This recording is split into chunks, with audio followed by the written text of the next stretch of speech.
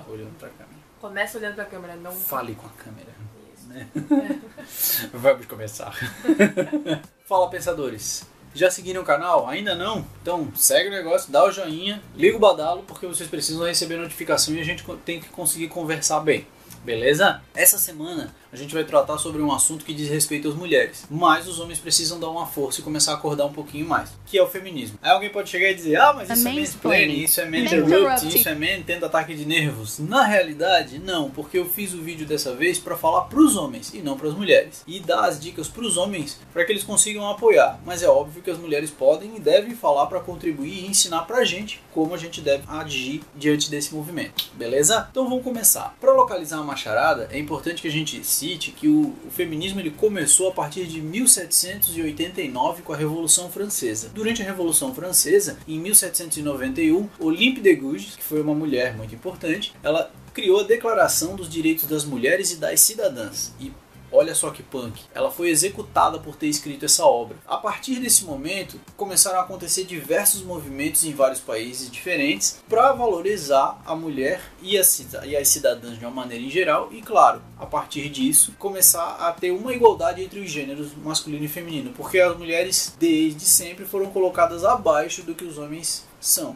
E elas sempre tinham menos posições, menos voz e claro, menos importância. E quem dominava o mundo era um pensamento masculino, patriarcal que se diz, né? A expressão que se usa. Um exemplo disso foi o movimento sufragista. Dá uma pesquisada aí para você começar a entender do assunto. Mas não vamos gastar muito tempo em cima disso. A gente tem que ter uma noção de que o mundo ele é um pouco mais machista e a gente tem exemplos bem práticos dessa coisa. Por exemplo, no ensino médio e no ensino básico, a maior parte dos livros escritos e pensadores estudados são homens, 90% por baixo. É muito difícil a gente encontrar uma mulher. Assim como quando a gente começa a parar para observar quem são os maiores heróis da história enaltecidos, quem são os principais casos de empreendedores de sucesso, os principais artistas e pessoas de opinião. No começo, sempre os apresentadores e os principais homens de destaque é que faziam a frente na televisão, no rádio, etc. E tinha muito pouco espaço para as mulheres. Isso é só um detalhe de como as coisas acontecem na prática. Por isso que a gente tem que ter uma noção de que o movimento feminista não é para colocar a mulher acima do homem, mas na realidade é para tirar aquele desequilíbrio que foi construído em cima da sociedade. Então o que acontece? As mulheres sempre estiveram abaixo, por exemplo, no Brasil, elas só começaram a votar a partir de 1930. Então até 1930 elas não tinham voz em quais que eram as condutas do país. E a partir daí é que elas começaram a ter uma certa igualdade. Então a gente ainda tem muito que escutar elas. E é um universo em que é muito difícil de entender quando a gente não sofre o que elas sofrem. Então pare para pensar. Imagine uma pessoa que você considera nojenta, asquerosa. Você é homem. Imagine que você esteja passando pela rua e essa pessoa que tem uma aparência asquerosa começa a andar atrás de você e falar coisas nojentas no seu ouvido, lhe convidar para ir para um quarto entre quatro paredes para fazer coisas com você ou até passe a mão na sua bunda.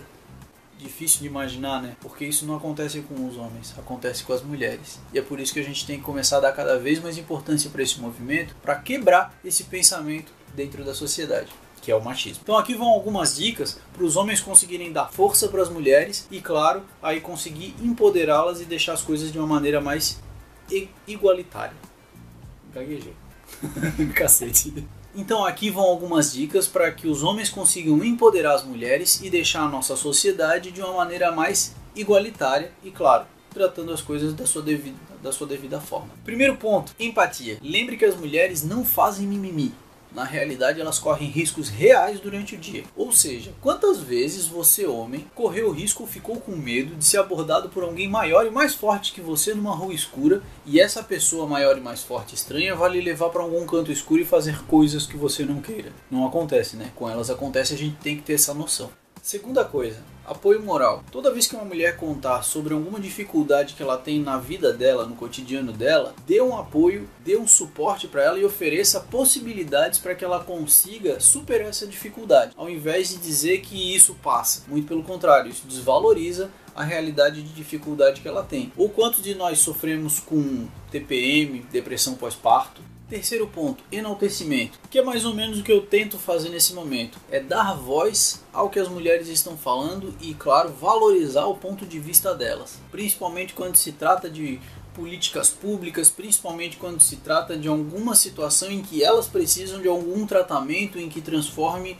a possibilidade delas igual a dos homens, porque hoje em dia ainda as coisas são tratadas de maneira diferente. E quarto ponto, papel de coadjuvante. Geralmente a sociedade coloca o homem como o dominante das relações e o dominante nas situações, e é aí que a gente tem que entrar e inverter a situação. A gente tem que se colocar num papel abaixo e incentivar que elas assumam a responsabilidade, a decisão, as escolhas e o poder das situações. E incentivar que elas façam isso e, claro, dar apoio e fazer com que elas consigam cada vez mais assumir esse papel principal dentro da vida delas. Em contrapartida, você pode também servir como um suporte para elas e assumir coisas que elas fazem e teoricamente papel de mulher fazer, como lavar a louça, cuidar dos filhos, limpar o banheiro, fazer as refeições, deixar a casa arrumada para elas chegarem.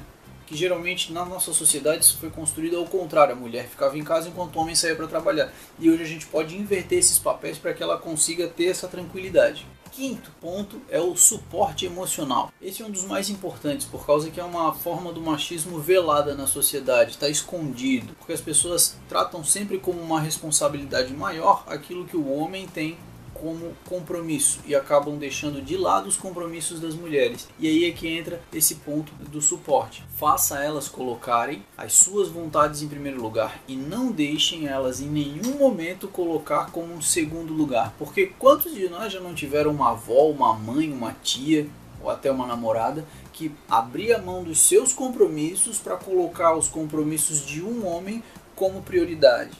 Elas são iguais a nós, então elas não precisam abrir mão de nada. Então elas têm que fazer os compromissos delas independente dos compromissos que os homens têm ou que as outras pessoas tenham. Às vezes até uma outra mulher. Uma avó botar o compromisso de uma filha ou de uma neta acima do dela mesma. Ela abdica da própria vida para que ela viva a vida dos outros.